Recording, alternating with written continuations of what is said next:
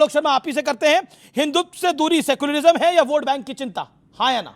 हिंदुत्व से किसी की दूरी नहीं। ओके, दूसरा सवाल, को राजनीति में नहीं घसीटना चाहिए। क्या बंगाल में ममता बनर्जी वोटों की डकैती कराती है, हाँ या ना? वोटों की चोरी होती है। ओके, बंगाल में, ओके आप मानते हैं, ओके पूरे देश में। ओके, मैं बंगाल की बात कर रहा था, मैंने बंगाल का सवाल पूछा, वो नहीं पूछोगे। ओके ओके, मैं आता हूं अमीक जमाई आपके पास। बांग्लादेश में हिंदुओं के मामले में नेताओं की चुप्पी सही है या फिर गलत? गलत नहीं, सही है, गलत है, अजीम, ना? गुनाहे अजीम है, क्रिमिनल्स में नाम लिखा जाएगा। ओके, क्या देश में का मुसलमान धैर्य से काम ले रहा है, नहीं तो दंगा हो सकता है, इस बात से आप सहमत हैं? नहीं, हमारे देश में सभी के सब शांतिप्रिय लोग हैं, मोहब्बत से रहते हैं। सोमनाथ भारती, क्या हिंदुत्व और हिंदू दो अलग हैं या एक है, हाँ या ना? देखिए, हिंदू और हिंदुत्व दोनों प्राइवेट अफेयर है। मैं कह रहा हूं राजनीति नहीं होनी चाहिए। ओके, पर इसको बेडरूम अफेयर मत भूलिएगा। ओके, बंगाल में एसआईआर की प्रक्रिया सही तरीके से हुई है या गलत तरीके से? बंगाल में एसआईआर की प्रक्रिया सही तरीके से हुई है, गलत तरीके से? वहां पहुंच गया है, मुझे समझ के मतलब समझ में नहीं आ रहा कि हो क्या रहा है ये। अच्छा, आपको समझ में नहीं, बॉर्डर इनका उनके पास है। ठीक है, क्योंकि बंगाल में अमित शाह के पास बॉर्डर है, इसलिए आपको समझ में नहीं आ रहा, और वहां से बांग्लादेशी आ रहे हैं। Okay okay okay, Sudhanshu Trivedi, जातिगत जनगणना से हिंदुत्व मजबूत होगा या कमजोर, हाँ या ना? देखिए, अगर जातियों की पहचान, जातियों का सम्मान, जातियों का उत्थान, तो सब मिलकर ऊपर उठेंगे, मगर इनका उद्देश्य है जातियों में घमासान। घमासान से कमजोर होगा। वैसे एक मैं अलग बता दूं, ये कहते वोट चोरी हो गई। बच्चों, बंगाल में कितनी कांग्रेस की सीट है? 0 वाला कहेगा कि मेरी चोरी हो गई। ओके ओके, हिंदू एकता का संदेश बीजेपी और आरएसएस के लिए फायदेमंद है? हिंदू एकता का संदेश बीजेपी और आरएसएस का एजेंडा है, हाँ या ना? यह भारत का एजेंडा है। संपूर्ण भारत के लिए यदि कोई एक गारंटी है जिसमें भारत की श्रेष्ठतम मूल्यों से लेकर और विश्व के लिए सबसे बड़ा जो संदेश है वो हिंदुत्व में है। इसीलिए मैं कह दूं, भारत राइज करने जा रहा है वर्ल्ड में, not to dominate but to motivate. Bangladesh में हिंदुओं को मारना, क्या आपको लगता है भारत में देश की राजनीति में उबाल है, हाँ या ना? देश की राजनीति में उबाल है, व्यक्तिगत रूप से मेरे मन में भी बहुत उबाल है, और देश की 140 करोड़ जनता की भावना को ध्यान में रखते हुए बांग्लादेश पर कठोर कार्रवाई। हिंदू बहुसंख्यक अगर होगा तो देश में सेकुलरिज्म की वही गारंटी है, हाँ या ना? हिंदू बहुसंख्यक है तभी इस्लाम के तमाम फिरके भारत में सुरक्षित हैं, ईसाइयों के तमाम फिरके भारत में सुरक्षित हैं। हिंदुइज्म की जो इन्होंने बर्बादी की है, अब जो इन्होंने जहर घोला है, अब हिंदुइज्म पूरे दुनिया में बदनाम हो रहा है। क्या बात कर रहे हैं आप? कुछ भी दे रहे हैं, क्या बात कर रहे हैं? हिंदुइज्म बदनाम हो रहा है? जो क्रिश्चियन फैज खान, मुस्लिम कंट्रियों ने सबसे ज्यादा प्रधानमंत्री नरेंद्र मोदी जी का सम्मान किया, और फिर कह रहा हूं, जॉर्डन के जो डायरेक्ट आपको लगता है हिंदुइज्म बदनाम हो रहा है पूरी दुनिया में? कितने लोग सहमत है इससे? हाथ खड़ा करें। अरे जी, हिंदू, आप कुछ कहना चाहते हैं इसमें? कोई कुछ कहना चाहता है? हिंदुइज्म बदनाम हो रहा है पूरी दुनिया में? गलत बढ़ रहा है, खड़े होके बोलिए। हिंदुत्व और बढ़ गया है जब से मोदी सरकार आई है, तो इतना ज्यादा लोग जानने लगे हैं बदनाम तो नहीं हो रहा? बिल्कुल भी नहीं। आपको क्या लगता है? खड़े होके बोलिए। बल्कि अब हमारे बच्चों को भी सनातन धर्म के बारे में पता है। ओके, आपको क्या लगता है? और कोई कुछ बोलना चाहता है? ओके ओके, मुझे लगता है कि हमारी डेमोक्रेसी और ज्यादा स्ट्रांग हो रही है अब इससे हिंदुत्व से। अच्छा, आपको कुछ लगता है? सर जब से खड़े होके। सर जब से बीजेपी सरकार आई है, हिंदुइज्म को आगे तक चलने के लिए और पावर मिली है सर। ओके, हिंदुइज्म को पावर मिली। और कोई कुछ बोलना चाहता है इस विषय के ऊपर? जी। बच्चे थे, आप लोगों की उम्र के थे, शायद उससे भी छोटे रहे होंगे। राम मंदिर आंदोलन के समय कहा जाता था अगर राम मंदिर बन गया तो मिडिल ईस्ट के देश पेट्रोल देना बंद कर देंगे। आज भव्य राम मंदिर भी बना है, और मिडिल ईस्ट के साथ India middle east Europe corridor भी बन रहा है, और अबू धाबी में भी मंदिर बन रहा है। इसीलिए मैं कहना चाहता हूं, जेन ज़ी के युवाओं जागो, पुनः नया युग आया है, भारत मां की शक्ति जगी है, धर्म ध्वजा लहराया। सुधांशु जी, कांग्रेस का मानना है कि सारी नफरत तो आप ही फैलाते हैं, आपसे मेरा ताल्लुक यह है कि आपकी पार्टी के नेता फैलाते हैं, और फिर भागवत जी ज्ञान दे रहे हैं, मोदी जी ज्ञान दे रहे हैं। पॉइंटेड सवाल है। हम तो जो प्रधानमंत्री मोदी जी ने कहा है, सबका साथ सबका विकास, सबका विश्वास सबका प्रयास, उसमें साथ में रहते हैं, और किसी सरकारी योजना में किसी को देने में किसी प्रकार की कोई कमी नहीं रखी है।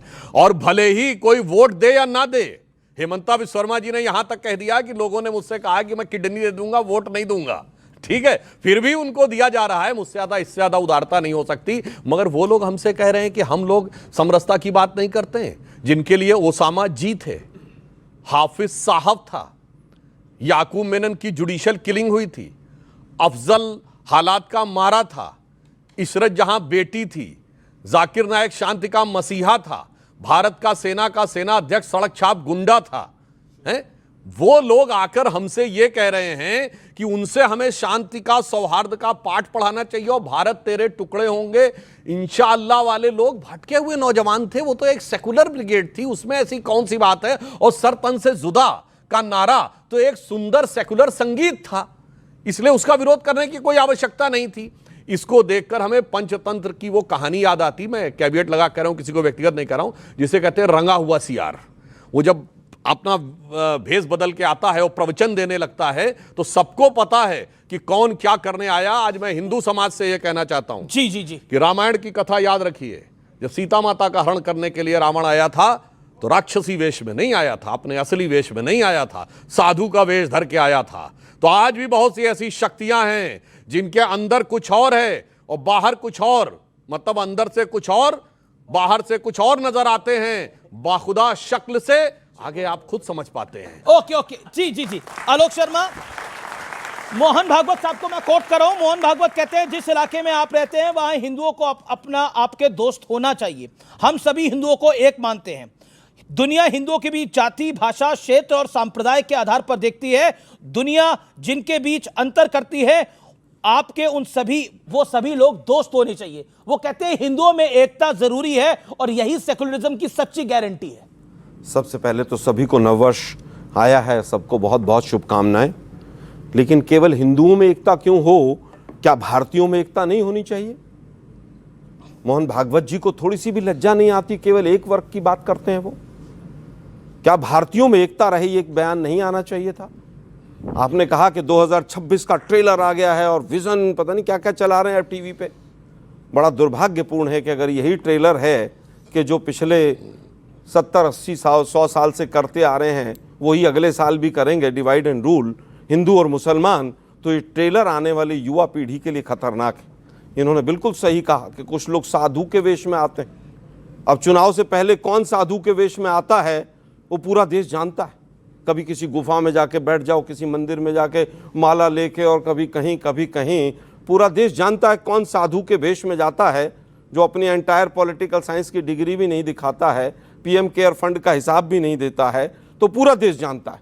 और उसके बाद जब चुनाव में जाता है तो फिर 80-20 की बात करता है, शमशान कब्रिस्तान की बात करता है, रामजादे हरामजादे की बात करता है, ज़्यादा बच्चे वाले और भैंस खोल ले जाएंगे, मुजरा और मंगलसूत्र छीन ले जाएंगे, फिर उसकी बात करता है। तो सुधांशु भाई की बात पर मैं मोहर लगाता हूं कि ऐसे लोगों से सतर्क रहना चाहिए। देश में हिंदू जब तक बहुसंख्यक है, भारत तभी तक सेकुलर है और यहां पर लोकतंत्र है। देखिए आदरणीय, आप एग्री करते हैं इस बात से? हाँ या ना? मैं इससे एग्री नहीं करता हूं। समाजवादी पार्टी ये समझती है कि डॉक्टर मोहन भागवत जी को हर दिन बयानबाजी नहीं करना चाहिए। अगर उनकी बयानबाजी से, जैसे पहले आरएसएस का एक कंट्रोल भारतीय जनता पार्टी पे हुआ करता था, प्रधानमंत्री पे हुआ करता था, मुख्यमंत्रियों पे हुआ करता था, तो भाई तब तो कोई बात कहने का आपका मंशा था। आप बुजुर्ग हैं, सेहतमंद रहें, नए साल में अल्लाह ईश्वर आपको और थोड़ा उम्र दे, आपकी बात का कोई मानने वाला नहीं है। हमारे कांग्रेस के सीनियर वरिष्ठ प्रवक्ता भाई ने सब बता दिया है। हम आपसे ये कहना चाह रहे हैं कि आरएसएस की बीजेपी अब सुनती नहीं है। आरएसएस प्रधानमंत्री दफ्तर का गुलाम दफ्तर है, कार्यालय है। आप क्या सुनना चाहते हैं? जब जिस देश में धर्म आधारित राज्य बनेगा, धर्मांता के नाम पे जब कोई भी देश खड़ा होगा, जैसे पाकिस्तान खड़ा हुआ, भारत तो कभी नहीं खड़ा हुआ धर्मांता के नाम पर। भारत के साथ भारत को ले जाना चाहते हैं हुआ धर्म के नाम पर। पाकिस्तान, अफगानिस्तान, बांग्लादेश, भारत का विभाजन धर्म के नाम पे हुआ। भारत कभी धर्म के नाम पे नहीं खड़ा था। बीजेपी भारतीय कभी धर्म की बात नहीं करते। जिस रास्ते पर बीजेपी आरएसएस भारत को ले जाना चाहती है, जिस रास्ते पर बांग्लादेश आगे बढ़ रहा है। भारतवर्ष में धार्मिक उन्माद होता तो 800 साल मुगल राज करके नहीं जाते। महाराज 200 साल अंग्रेज राज करके नहीं बोलने देंगे, आपका एजेंडा खराब रहा, बोलेंगे एजेंडा नहीं, सवाल है। बांग्लादेश धर्म आधारित राज पर आज जैसे खड़ा हो रहा है, तो जिस देश में भी धर्म आधारित राज बनेगा, सबसे पहले वहां के माइनॉरिटी पर हमला होगा। Okay, you made your point. हमारा विदेश मंत्री ओके, ढाका में क्या कर रहा था? पाकिस्तान के नेशनल असेंबली के स्पीकर के साथ बिरयानी खा के फोटो आ रहा है, मुस्कुरा रहे हैं। पहलगाम नाम भूल गए? ओके। हम ये पूछना चाहते हैं, बिरयानी का फोटो हम दिखाइए, ये पूछना बिरयानी चाहते का हैं। वो फोटो दिखाइए। जयशंकर जी वेजिटेरियन है, जयशंकर, वेज बिरयानी सिर्फ भारत में मिलती है, जयशंकर पाकिस्तान बांग्लादेश और में पाकिस्तान मिलती है। नेशनल बोलो असेंबली का बोलो, दरअसल स्पीकर। झूठ बोल रहा आदमी। हम अरे ये भाई पूछ रहे हैं कि प्रधानमंत्री अगर कोई चर्चा कर रहे हो पाकिस्तान से, खुल के करो, इनको भी बताओ, अजय हमको बताइए, भी बताओ, इनको ये भी भागा बताओ। किस लिए गए थे? हमारी बहनों के घरों में जो सुहाग हुए, आप जिस घटना आज की तक बात उनके कर रहे घर में हैं, खाना नहीं खालिदा बना। जिया के खाना नहीं बना, हो गया, उनके देहांत हो गया, उसमें गए थे घरों के घरों जयशंकर। में खाना नहीं बन पर रहा आपने है। देखिए एक बंगाल में मिस कोट तो करा, मारे गए लोग। बिरयानी खा रहे हैं जयशंकर। मुझे लगता है संभल के अरे बोलना सुनिए, चाहिए। ओके सुनिए